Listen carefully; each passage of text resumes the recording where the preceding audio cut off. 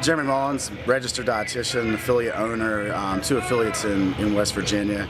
Also a previous college professor, and kind of retired from that to do my affiliates, and I have my own private practice, weight loss, wellness, and do some consulting work for HQ.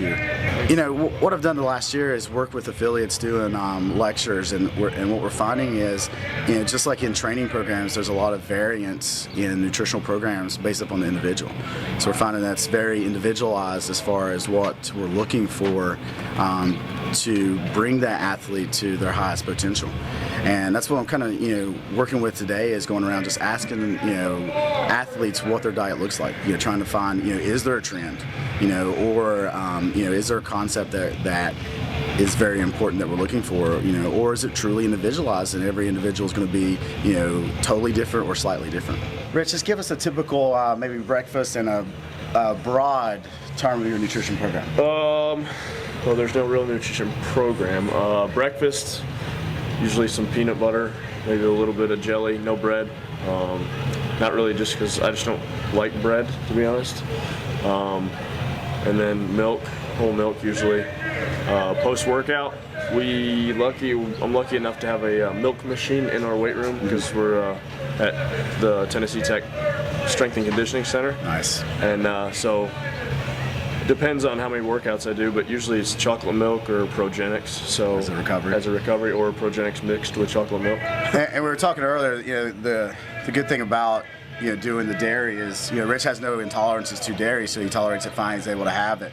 And that's what I found today, interviewing a lot of the athletes today and yesterday, is a lot of people are still using the chocolate milk, either mixed with the Progenics, depending on the volume of the WOD, or just doing a simple carbohydrate amino acid mix. Right.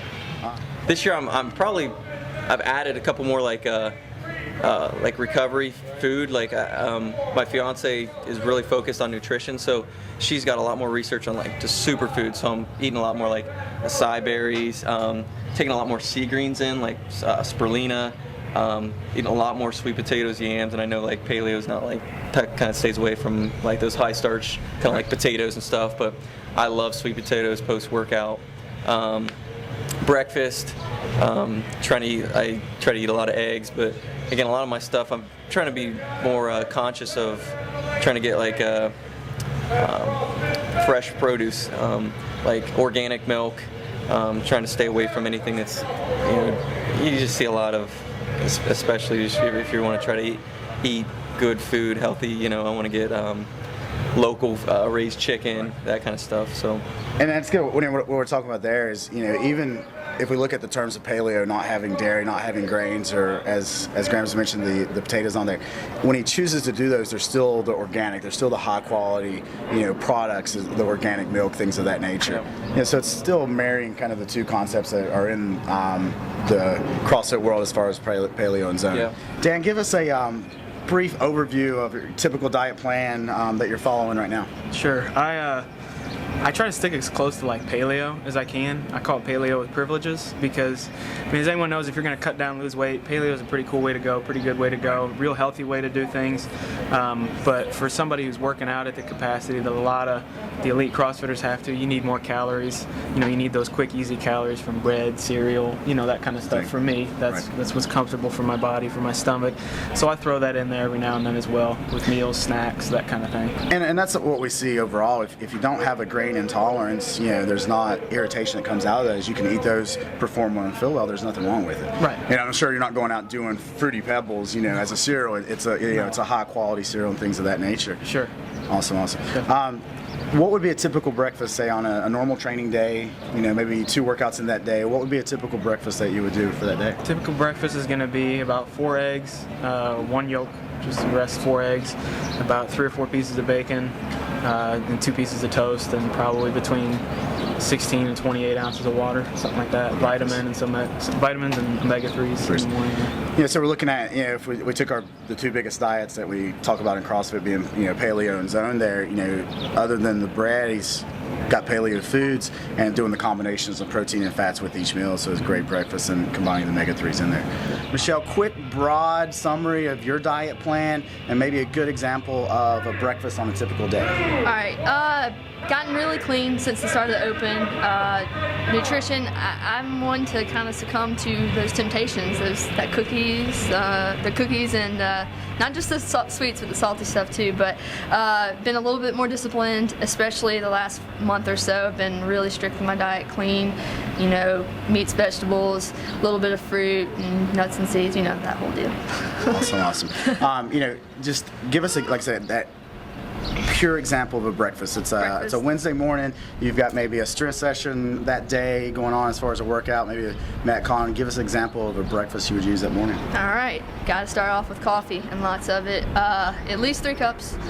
Got to have it. Berries, mixed berries, and almond butter heated up in the microwave. It's sweet. It's nice. It goes great with coffee.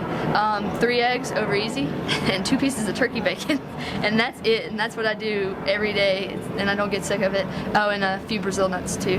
Nice. I heard those are good for you. So she's got a great combination there of what we could consider paleo foods, but also still the zone concepts of having a protein and fat with the breakfast. Training sessions or even a competition day. Are you going to stick with the chocolate milk and the Progenics as recovery? Yeah, pretty much. I try not to change too much stuff. Try to stay pretty even. And it's the good thing about the Progenics and the chocolate milk is it's right there and it's just easy for me to do. I don't know if it wasn't there what I would do, to be honest, but it's just my plan. Preference. And that's what I find with a lot of my athletes and we're doing the questionnaire is using a sweet potato and chicken is great sources. It's tough. But it's not feasible to do, especially 3 minutes post WOD, body temperature's up, you're not really hungry at that time. As we're watching the competition this weekend and last weekend Central East, multiple workouts in a day. What is your recovery drink or recovery meal that you've been using? Okay, still going with Progenics. I really like the stuff. Tastes awesome, and I really do feel recovered a little after having it.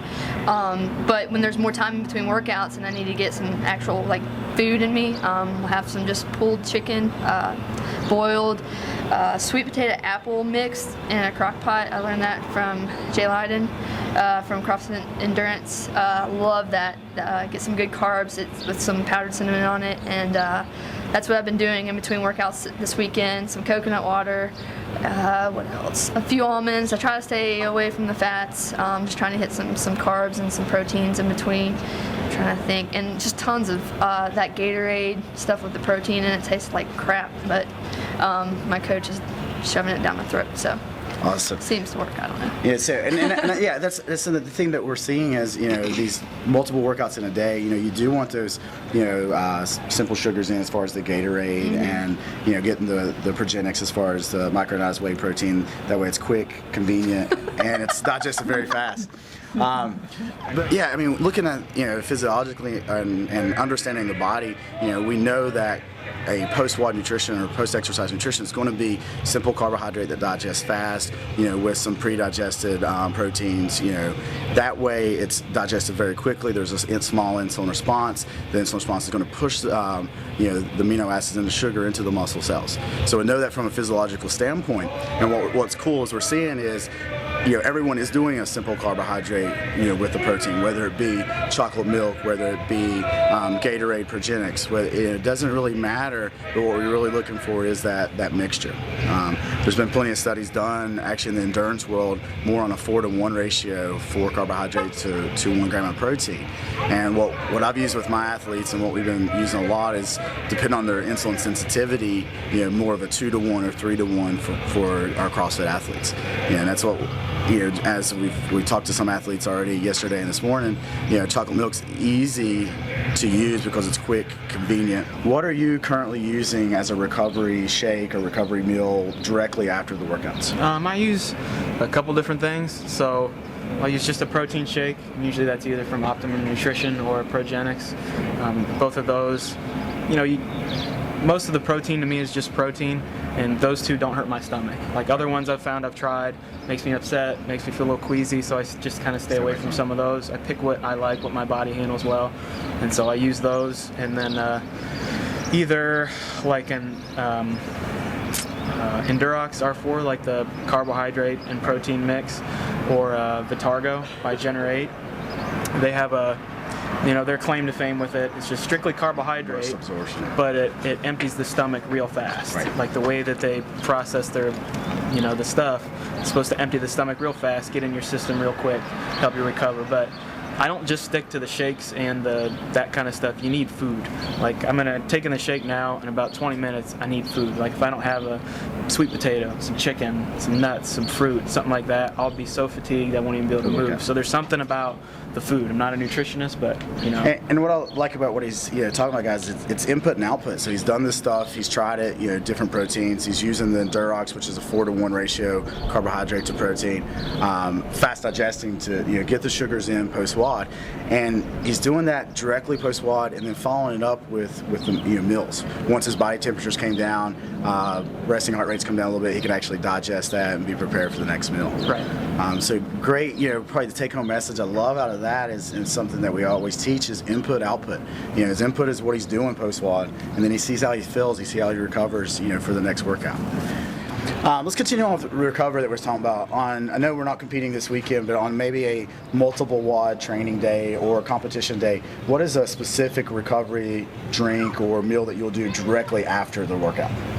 Yeah, I think kind of just like how we've always just been raised. If you're working out and you're training on a consistent basis, you're going to need to make sure you're hydrating plenty. So I mean that's kind of the obnoxious carrying around a big gallon of water is always fun. People are looking at you like, what the heck's this guy got this gallon of water? But it's like especially right now in Ohio, it's like it's in the 90s. Today's really actually cool, but hydrating plenty, and then I've always just been a post-workout protein shake, and I've always since last year before the games I started taking Progenics, still taking Progenics, and then I'll try to pick up some stuff like I've heard like creatine's good to mix in there, but I end up like kind of digging through some of my old stuff, found some like leftover like creatine that I have from college, like I'll take this for a little bit until it's gone, like glutamine, but I get these emails and I even have like people my dad works with are like, ask Graham what exactly he takes post-workout, and I'm like,